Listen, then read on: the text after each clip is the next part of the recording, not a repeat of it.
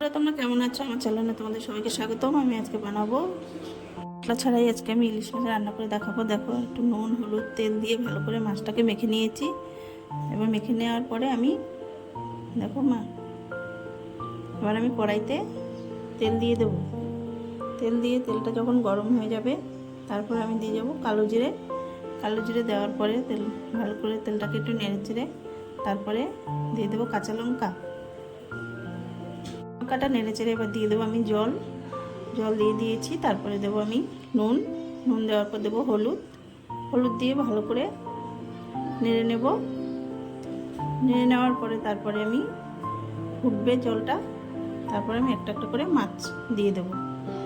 দিয়ে দেওয়ার পরে ভালো করে নেড়ে চেড়ে এবার দেবো আমি ঢেকে দেওয়া 10 মিনিট পরে তারপরে আমি তুলে দেখিয়ে দিচ্ছি। দেখো ঝোলটা কেমন হয়েছে। আর আমি ভালো করে নেড়ে চেড়ে তারপর দেখো দেখাচ্ছি। আমার রান্নাটি যদি তোমাদের ভালো লাগে আমাকে সাবস্ক্রাইব লাইক কমেন্ট শেয়ার করে দিও।